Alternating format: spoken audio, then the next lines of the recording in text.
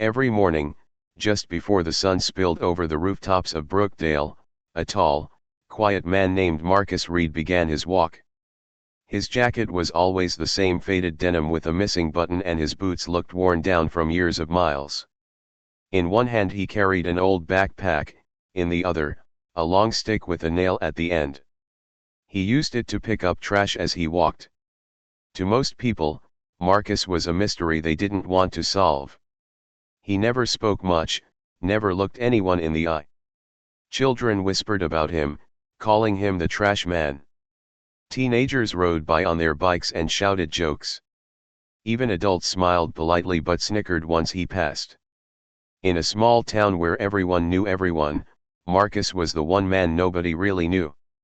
Every day, he started at Maple Street and followed the same route down to the park, around the pond, past the grocery store, then up toward the old bridge. It didn't matter if it rained or the summer sun burned hot, Marcus was always there, walking slowly, filling bag after bag with bottles, wrappers, and scraps of paper. Some said he was homeless. Others swore he was out of his mind. But none of them ever asked. 5 years earlier, Marcus had been a completely different man. Back then, he worked construction for Brookdale Builders, known for his strong back and kind heart. He was the guy who stayed late to help co-workers, the one who whistled through the day. He had a wife, Angela, and a son, Caleb, who was 6 years old and thought his father could fix anything. Their home wasn't big, but it was full of warmth. Every Saturday morning, Marcus and Caleb went to Riverside Park. Caleb loved feeding ducks, running through the grass, and racing his dad to the big oak tree. Angela would sit on a bench and smile, snapping pictures of the two of them covered in dirt and laughter. Life was simple, beautiful until one night in November. Marcus had been working late pouring concrete at a new housing site. He called Angela to say he was heading home. It was raining, and the roads were slick. As he approached the intersection near Pine Street, a drunk driver ran a red light. Marcus's truck was hit from the side and spun into a ditch. When he opened his eyes in the hospital, everything was white, and the air smelled of antiseptic. Angela was gone. So was Caleb. The days that followed blurred together: funeral arrangements, empty condolences, and a silence that sank into Marcus's bones. When he stood in Caleb's room, toys still on the floor, he felt the world collapse. The laughter that once filled the house became an echo he could never chase away. He quit his job. He stopped talking to friends. Bills piled up until he sold the house and moved into a small shack at the edge of town. People pitied him at first, then forgot. For months, Marcus stayed inside, barely eating, staring at old photographs. But one morning, as dawn crept through the window, he saw something: Caleb's favorite drawing, taped to the wall. It showed a stick figure version of Marcus and Caleb holding hands beside a giant sun. Underneath, in a child's uneven handwriting, were the words, "The world would be better if people cared more." Marcus sat there for a long time, tracing the words with his finger. Then, without really knowing why, he put on his jacket, grabbed a garbage bag from the kitchen, and walked to the park. The place was a mess: trash scattered near the swings, cans floating in the pond. He spent hours cleaning, working until his hands hurt. When he finished, the park looked peaceful again. For the first time in years, Marcus felt something like calm. The next day, he went back. Then the day after that. People began to notice. At first they ignored him. Then they started to laugh. "Hey, garbage man," a group of teenagers shouted one afternoon from their truck. Marcus only smiled faintly and kept picking up bottles. He didn't care what they thought. Because for Marcus, this wasn't about appearances. Every piece of litter he picked up was like lifting a weight off his heart. Every morning he walked was another conversation with Caleb, another promise kept. The park became his church, the roadside his prayer. He collected cans and sold them at the recycling center. The few dollars he earned went into an envelope marked Caleb's fund. No one knew what it meant, and Marcus never explained. Months turned into years. His hair grayed, his boots wore thinner, but his resolve never changed. He was the man everyone laughed at, but the one man who never stopped caring. Sometimes, in the still of morning, he'd pause at the bridge and look up at the sky. "I'm still trying, little man," he'd whisper. "I'm still trying." People thought Marcus Reed was cleaning up garbage. What they didn't know was that he was trying to clean up his grief. And though no one realized it yet, his quiet mission would one day change the entire town forever. The people of Brookdale had grown used to seeing Marcus Reed every morning. He was part of the landscape now, like the old bridge, the park benches, and the church bell that rang at noon. They didn't think about him much anymore, he was just there. But one person finally did. His name was Eli Thompson, a 17-year-old high school senior who lived 2 blocks away from the park. Every morning, Eli waited for his bus near the corner store. And every morning, without fail, he saw Marcus. The man would bend down, pick up bits of trash, tie up a full bag, then replace it with another. He never rushed, never seemed angry or tired. One chilly morning in November, Eli noticed Marcus doing something different. Instead of collecting trash, he was kneeling near the park's broken swing set. The chain had snapped days ago, and kids had stopped playing there. Marcus had brought a small toolkit, and with patient hands, he was fixing it. Eli stood there watching, phone in hand. For a moment, he thought of taking a photo just to send to his friends with a joke. But something stopped him. There was something about Marcus's expression, focused, gentle, almost sacred. Like he wasn't just repairing a swing, but restoring something much deeper. Eli quietly took a picture anyway, but instead of mocking him, he posted it online with a simple caption. "He cleans our park every day. He fixes what's broken. We laugh at him, but maybe we're the broken ones." At first, it got a few likes. Then dozens. Then hundreds. By the next morning, the post had gone viral in town. People began sharing their own sightings of Marcus, how they'd seen him shoveling snow from sidewalks, clearing fallen branches after storms, and even leaving fresh flowers near the park's old oak tree. Then came a comment from Mrs. Jenkins, an elderly woman who ran the recycling center. She wrote, "That man brings me bags of bottles and cans every week. Never says much, just smiles. He always tells me to put the money toward the orphanage fund. Says it's for the kids." That revelation stopped everyone cold. The trash man wasn't keeping the money.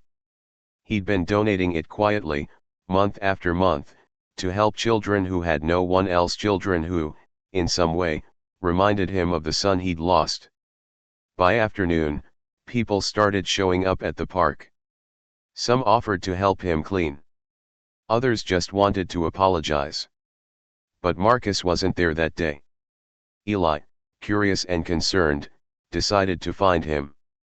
He asked around until someone pointed him toward a small house at the edge of town, the one everyone said the garbage man lived in. When Eli knocked, there was no answer at first. Then the door creaked open, and Marcus stood there, quiet as always. His face was tired, but kind. Eli hesitated. Mr. Reed. I'm sorry to bother you. I just wanted to say, thank you. For what you do." Marcus looked confused. "For what I do?" "The park," Eli said.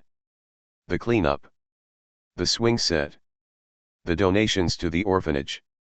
"Everyone's talking about it." Marcus lowered his eyes. "I didn't do it for people to talk." Eli nodded. "I know. But people should know. They should see the good you're doing." For a long moment, neither spoke. Then Marcus sighed softly and said, "I'm just keeping a promise." He stepped aside and let Eli look inside. The house was small but spotless. On one wall, framed in a simple wooden frame, was a child's drawing, the same one Marcus had found years ago. It showed two stick figures holding hands beneath a bright yellow sun. "That's my boy," Marcus said quietly. "Caleb. He used to love that park, said the world would be better if people cared more. So. I care. Every day. That's all I can do." Eli felt a lump rise in his throat. When he left, he didn't just see a quiet man anymore, he saw a father keeping his son's dream alive. That evening, Eli updated his post with what he'd learned. He shared the story of Caleb, the accident, and Marcus's quiet mission. "He walks every day not for himself," Eli wrote. "He walks for his son. For all of us." By nightfall, the story had spread beyond Brookdale. Messages poured in from neighboring towns, then cities. People offered to donate, volunteer, or simply say thank you. The next morning, when Marcus set out on his usual route, something was different. At the park entrance, waiting for him, was a group of volunteers, young and old, carrying gloves, rakes, and trash bags. At the center was Eli, smiling nervously.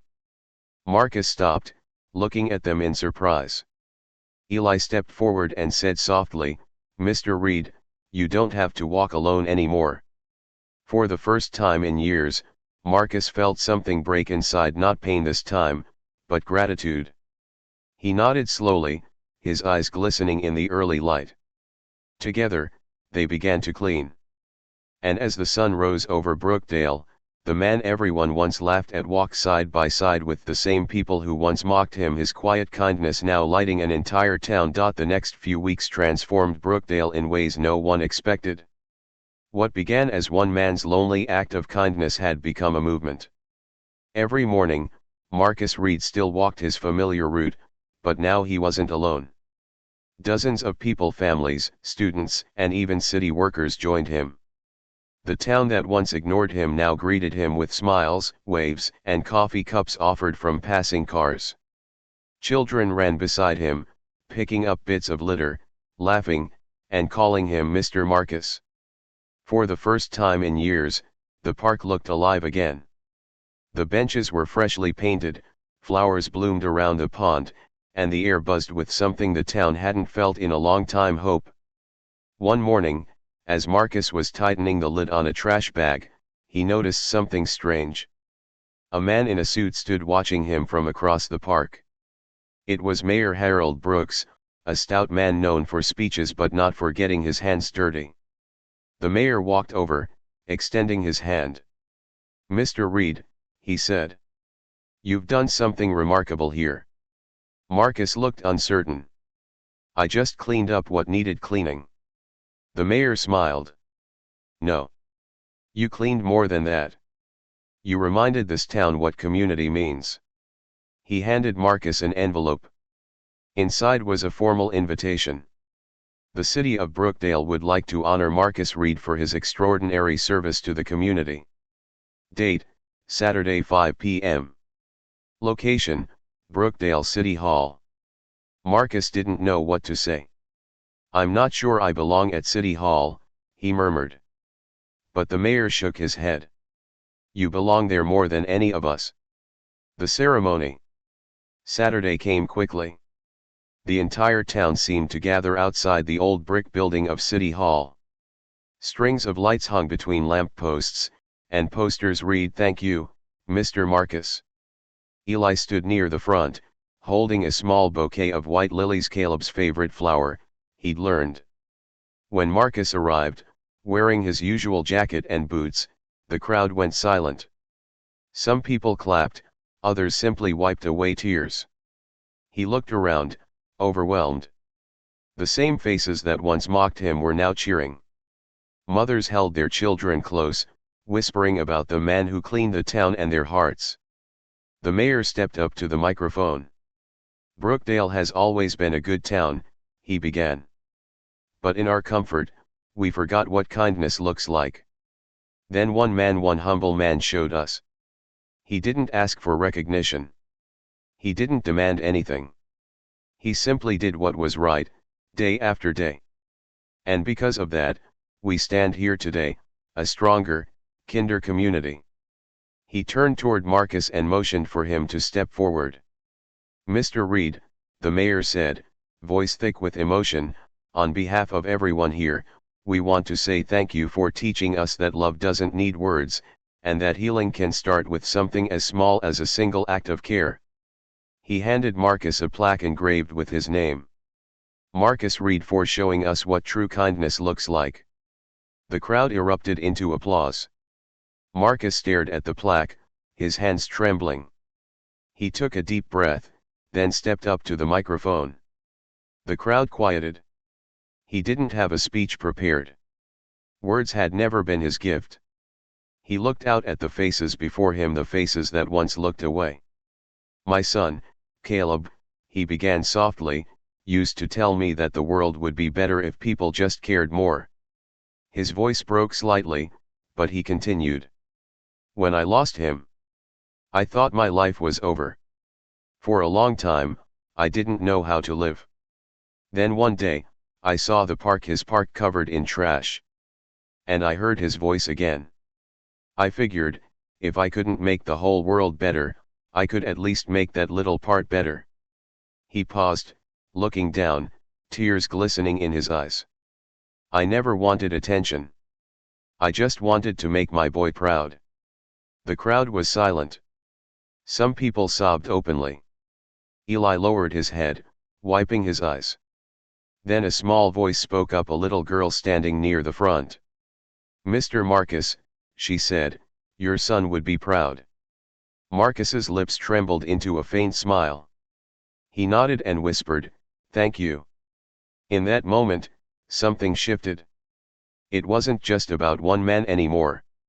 It was about a community realizing how blind they'd been and how one person's quiet pain had sparked a light that reached them all. As the applause swelled again, Marcus looked toward the evening sky. The sun had dipped below the horizon, painting the clouds gold and pink. For the first time in years, he felt warmth not just from the sunset, but from something deeper. The ache was still there, but so was peace. He closed his eyes and whispered, we did it, little man. And for a brief second, standing there in the glow of the crowd and the fading light, Marcus could almost feel Caleb's small hand slipping into his again. Weeks passed after the ceremony, but the town of Brookdale didn't return to normal because Marcus Reed had quietly changed what normal meant. The once neglected streets now gleamed in the morning light. Children picked up litter without being told. Store owners placed flower pots outside their shops. Even the old bridge that everyone used to avoid had been freshly painted sky blue, with a small wooden sign hanging from it. Caleb's crossing, a reminder to always care a little more. It became a tradition. Every Saturday morning, families gathered at Riverside Park for what they called the Walk of Care. It started the same way Marcus's journey always had, one small step at sunrise. People carried trash bags, gloves, and sometimes nothing more than smiles. But they all came for the same reason, to remember what one man had taught them. Marcus never saw himself as a hero. To him, he was still just a man keeping a promise to his son. Yet as the weeks went by, he began to notice something extraordinary. The laughter that used to sting now filled the air with warmth. Strangers stopped to talk to him, to ask how he was doing, to bring him coffee on chilly mornings. Brookdale had learned how to care, and it all began with his quiet footsteps. A new beginning. One afternoon, Marcus received a letter in the mail. It was from the Brookdale orphanage, written in a child's careful handwriting. Dear Mr. Marcus, thank you for helping us. We bought new shoes and books because of you. When we grow up, we want to help people too. Love, your friends at the orphanage. He read it 3 times, his eyes misting over. He folded the letter gently and placed it beside the framed drawing of Caleb on the wall. Later that evening, he visited the park. The sun was dipping low, turning the pond to gold. Children were running near the swings he'd once fixed, laughing, carefree. Their parents watched from benches, smiling. Eli was there too, organizing volunteers and helping paint a new mural on the side of the community center. Across the wall, in bright colors, it read, "Kindness lives here." Eli waved when he saw Marcus. "Hey, Mr. Reed. Come check this out." Marcus walked over, his step slow but steady. At the corner of the mural, painted in small but clear letters, was a quote. "The world would be better if people cared more." Caleb Reed. Marcus stopped. His breath caught in his chest. He reached out, running his fingertips gently across the words. "I think," he whispered, voice trembling, "he'd like that." Eli smiled. "He'd love it. You made his dream real." Marcus looked around the park, the families, the laughter, the light. For the first time in years, he felt complete. The grief hadn't disappeared, but it had transformed into something pure, something that lived beyond him. A ripple that never ends. Months later, news of Brookdale's Walk of Care spread beyond the town. Nearby communities began hosting their own cleanup walks. Schools started teaching about the Marcus Reed Project, a story about kindness, loss, and love that heals. People began to say that Brookdale wasn't just a place anymore, it was an example. One evening, Marcus stood at the bridge named for his son, watching the river flow beneath. He could hear faint laughter from the park and the soft hum of crickets in the grass. He closed his eyes, breathing in the calm. For the first time since that terrible night years ago, he didn't feel alone. The wind brushed gently against his face, and for a moment, he could almost hear Caleb's voice again. "You did it, Dad. You made the world better." A tear slid down Marcus's cheek. He smiled through it and whispered, "No, we did." He stayed there a while longer, the sunset painting the sky in orange and gold, before turning to walk home, his old backpack on his shoulder, his heart finally light. Epilogue. Hope lives on. Every year, on the anniversary of the first Walk of Care, the townspeople gather at Riverside Park. They release lanterns into the night sky, each one carrying a small note of kindness, a promise, a thank you, or a memory. And every lantern has 3 words written at the bottom. For Marcus and Caleb. From above, the sky glows softly with dozens of floating lights drifting upward, carrying a message that will never fade. That one man's quiet pain can become a town's greatest love story. That caring even when no one sees can heal the world. That kindness, once born, never dies.